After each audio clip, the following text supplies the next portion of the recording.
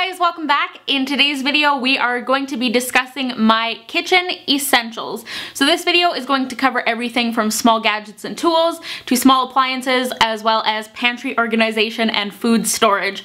I am extremely passionate about baking and cooking. It is one of my #1 hobbies for sure, and I also really like shopping, so naturally I have found an assortment of things that I have deemed absolutely essential for my everyday life. Everything will be linked in the description box as always, so everything is super easy for you guys to find, but let's get into it. So the first tool that I want to talk about that I think is essential is a citrus press or citrus squeezer, whatever you want to call this. Basically what you do with this is you cut your lemon or lime in half, you put one of the halves in here, and then you just effortlessly squeeze this together and it juices your citrus fruit. There's no seeds, no pulp or anything like that. You just get the juice. It's very convenient. I mostly find myself reaching for this because I make a lot of sauces or like salad dressings and things like that that have lemon or lime juice in them, and this just makes it so effortless and so easy. When I was younger, I used to start my day off every day with a cup of green tea, and I would juice, I think, 1 to 3 lemons in it. I don't know, I can't remember the exact number, but it was like an absurd amount of fresh lemon juice. And I had one of those little like wooden citrus reamer things, and those are just so messy and such a pain. I was like, why did I not get one of these sooner? Because I think I only bought this like last summer. The next tool is something that is kind of bizarre in my opinion, but it's definitely one of my #1 essentials. And this is something that I don't know if a lot of people know what these are or use them, so I'm gonna show it to you. And if you've ever used one of these or you have one in your kitchen, comment down below and let me know. I think they sell these most places, but like I never see people talk about them or using them, but I've always had one in my kitchen growing up and it's so handy. And what this is a garlic peeler. So it's just like a little rubber tube. What you do, you take your cloves of garlic, you pop them in here, and you just kind of like press and roll them on the countertop, and it just effortlessly removes the peel. This with a garlic press will make your life so much easier. I hate dealing with garlic, especially when it comes to mincing small things like garlic or ginger. I just absolutely hate doing it, so a garlic press is another essential for me. One thing I will say, this is my second garlic press. My first one did break. Instead of a hinge here, it had like a plastic gear, and one of the spokes of the gear snapped off because I was using it so much, and then it was completely useless after that. So I'm gonna try and link a similar one if I can't link this exact one down below. This one also has like the rubber grid here, so you can like clean it and get all the garlic out really easily. I think all garlic presses for the most part have that, at least from what I've seen. But yes, this combo makes everything just so easy. You don't have to like crush the garlic with your knife to peel it and like spend time chopping it up into tiny little bits. Another really handy tool that I want to mention is my cookie dough scoop. This is useful for more than just baking cookies, and when you squeeze it together, it's going to be kind of hard to see, but there's a little metal bar inside that just cleanly scoops out whatever you are scooping. This is obviously just really handy to make sure you are getting even portions. I have also used this to fill muffin tins, really useful for that. James and I also actually made homemade meatballs, which is gonna sound really weird because you guys know I'm vegetarian, but I eat mostly plant-based, but I meal prep for James on a pretty much weekly basis, and he's not vegetarian. But yeah, we use this for meatballs, and it also worked really well for that. This is an item that does break very easily in my past experience though, so it's really worth it to invest in one that's slightly more expensive and better quality. The next item is my Silpat silicone baking sheet.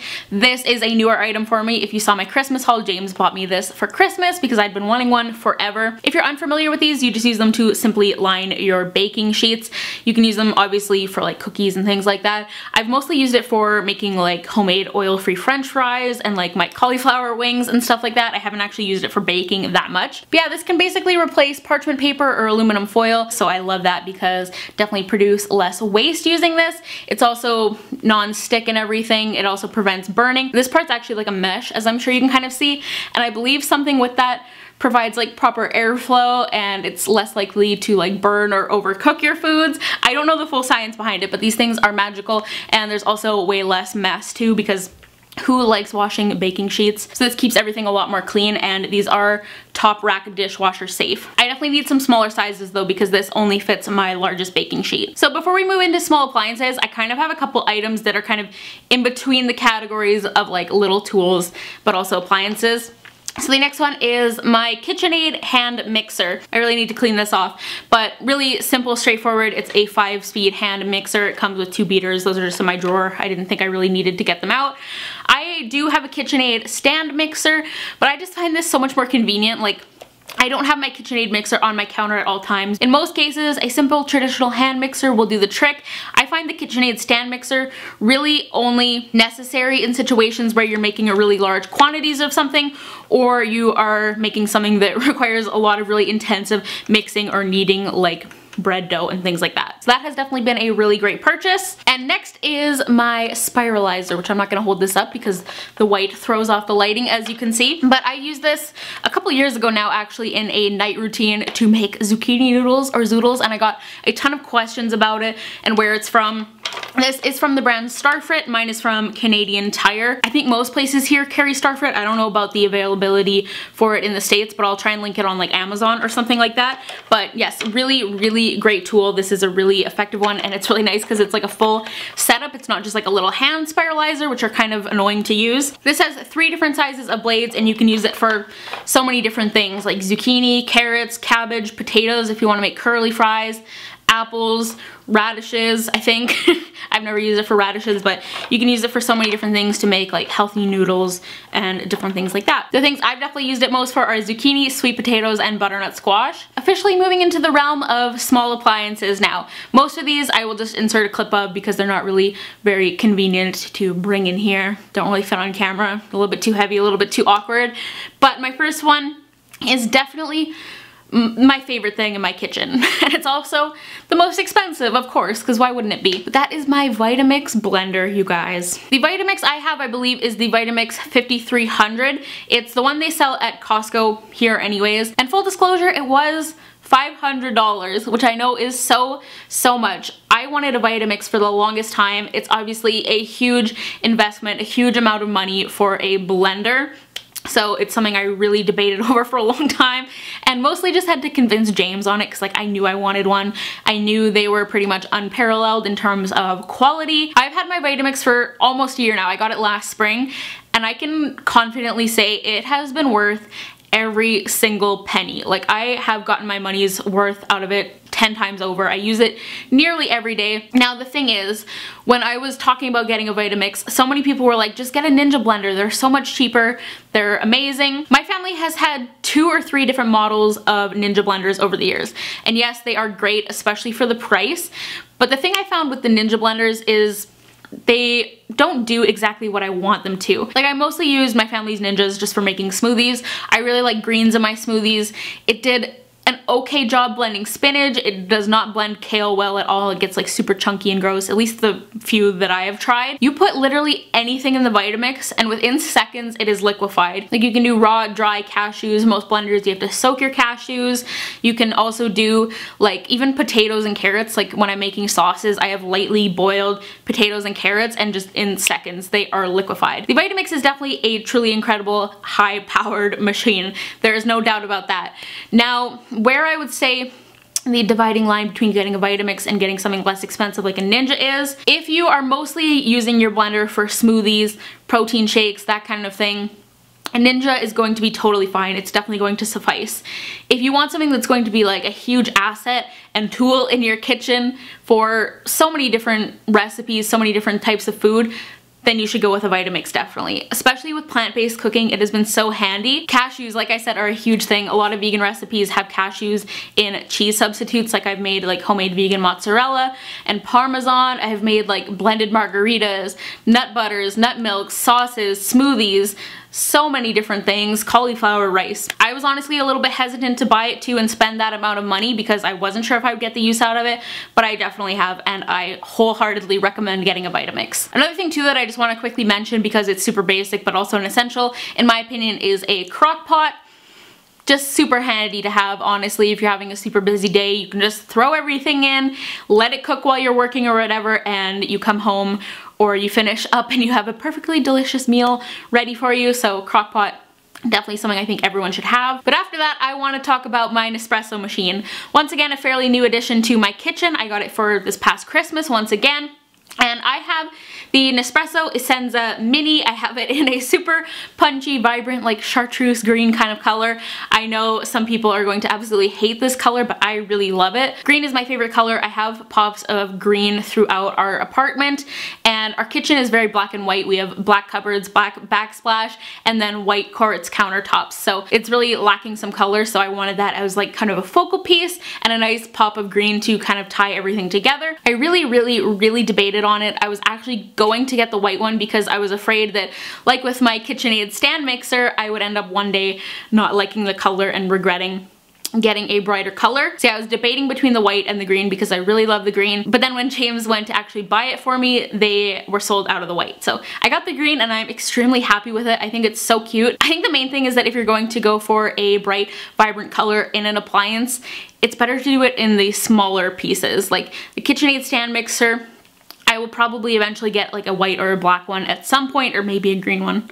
I don't know. Something other than the red, but I think the green with this really works because it's small and it's like a little bit retro looking. I think it's really cute, but I mean, we'll have to see if one day when we move, if I regret it. But aside from the color debate, I'm very pleased with it overall. It makes extremely high quality espresso. I grew up with an espresso machine as a teenager, so that's just kind of what I'm used to. I don't like regular coffee. I just find it too weak and watery, and I like a nice small cup of coffee with like just a shot of espresso. So this model in particular just works really well for me. I'll have my favorite capsules listed down below for you guys. One thing I really quickly want to touch on is when I shared my Nespresso machine in my Christmas haul, I got a lot of comments being like, you say you want to be more environmentally friendly, but then you went and bought like a single serve coffee machine. Like, I just basically got some friendly, constructive criticism on that, and I totally understand.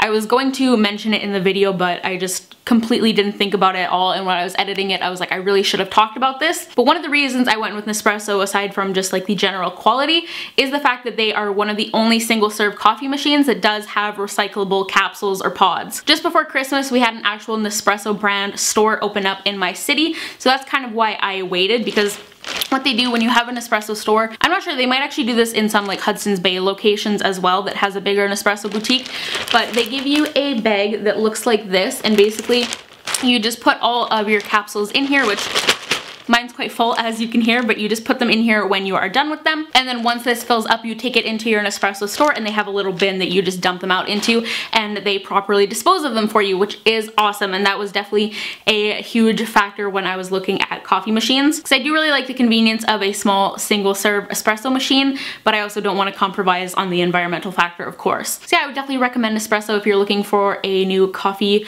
or espresso machine. I think my mom's actually going to end up getting one now too, because she loves mine so much. Going along with that though, I also have the Nespresso brand milk frother. This is called the Aerochino, I believe, and I've really been enjoying this as well. I talked about this a lot on Snapchat, which by the way, I'm not using Snapchat anymore, I'm using Instagram stories, but I talked about this a lot, and about finding a milk frother that would work with plant-based milks, because a lot of plant-based milks just don't froth up the same way traditional milk does. I did a lot of reading on different milk frothers and I was like really hesitant to buy one, but I'm happy to say that this has definitely been a success.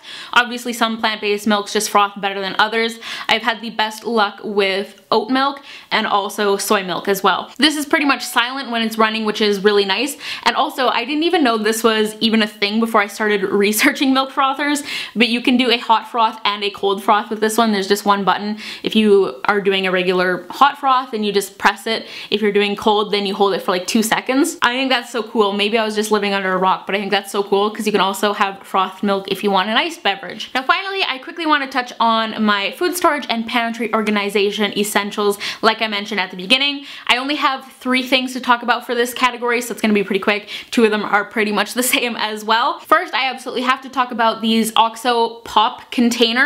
I bought these in a set of 8 from Costco. I'm not totally sure if they still have these, but I've noticed looking online that a bunch of stores have like different sets of them. Like Williams-Sonoma has one, Crate & Barrel I think has one, maybe Bed Bath & Beyond, and you can also buy them individually too, of course, if you don't have a Costco membership or Costco near you. But yeah, they came in a set of 8, I believe. You got a bunch of different sizes and shapes. I just grabbed 2 of them for examples. This one has nutritional yeast in it, and then this one has some basmati rice. I've really been working hard for the past few months or so on just making my pantry a beautiful, organized work of art essentially, and a big part of that is having nice uniform containers, because that just makes everything a lot easier to organize when everything like fits together nicely, like one nice little unit. I like the look of these. They're very simple, very classy, and I believe they're also airtight. You basically just press this button and then they open. They have a really nice seal on them, so I have absolutely everything in all of these different containers, like all of my baking stuff, oats, nutritional yeast, lentils, different like powders, rice, pastas, just absolutely everything. I also love their cereal containers. I just love the looks of these. James really likes Cheerios. I never really eat cereal, to be honest. They're just a really nice way to elevate your pantry and your organization. I like getting stuff out of the original packaging and have it look all uniform once again. The one thing with these though, I'm so mad because I bought these a few months ago and I spent so much money on them, and now at Costco they have a 2-pack of these exact same thing for I think $28.99, and I paid more than that for each individual one when I bought them, and I'm pretty sure I bought them on sale for like a Cyber Monday sale or something. So when I saw that the other day, I was so mad. I was like, ugh, but they're still worth it. But definitely go pick them up at Costco if you can. And finally, before I lose my last little bit of precious daylight, my last essential is my spice rack. I just realized I'm 80 years old. This is the kind of stuff I get excited over. But I love this thing. I found it on Wayfair. Link will be down below. Once again, basically in my kitchen now, I actually have like a perfect little drawer for putting spice jars in. So what I was originally doing is just buying those store-bought spice jars and putting them in there. First of all, those are really expensive, like in Canadian dollars. Even if you buy them at like Walmart, they're at least like $7 minimum on average. It's also an excess of packaging, which I don't like, but they just get super expensive, especially if you need like 15 to 20 basic spices to get started. And then if you're like me and you also cook a lot and you're like using up and repurchasing them, it is just a lot of money. So I started looking for a spice jar set. I just wanted the jars, just something that I could like fill up with my spices, tuck away in that drawer. But honestly, all of the sets I found were so expensive. Like just for like 15 to 20 glass jars, it was like $80. And I looked on so many different websites. I ended up finding this set. You get the rack, and then you also get the 18 empty jars, and it was around $40, I believe. So I spent like an hour and a half one morning transferring all of my spices to these little jars, and then I also labeled them with my label maker. I'm such a nerd. They did come with like little round like sticker labels. You could just write the type of spice on it, but I wanted to make nice, neat, uniform ones once again for the millionth time. So yeah, this was just a fantastic buy. Now I can buy spices either in bulk and just buy the small quantity that I need, or just like those little $1 or $2 bags of spices instead of these stupid $7 minimum jars. More eco-friendly, more aesthetically pleasing. It is just overall a beautiful thing. And yes, you may have noticed I do have them alphabetically organized, so I can very easily find whatever I am looking for. That was probably the most long-winded, detailed explanation of why a spice rack is useful in all of history. But anyways, I think that's where I'm going to be wrapping up today's video. Those were all of my kitchen essentials. If there's anything essential that you have that you think I'm missing, definitely comment down below, because I'm always looking for more little gadgets and things to buy for my kitchen. Once again, everything in this video will be linked down below, but give this video a thumbs up if you enjoyed it and found it helpful. Don't forget to go follow me on social media. I'm at SariReanna on Twitter and Instagram. Once again, I am now using Instagram stories. I'm no longer using Snapchat, so make sure you are following me there. My Instagram story is actually where I've decided to share most of my cooking and food related content, but also subscribe if you're new to my channel. Thank you guys so much for spending this time with me here today. I will talk to you guys in the next one. Bye guys.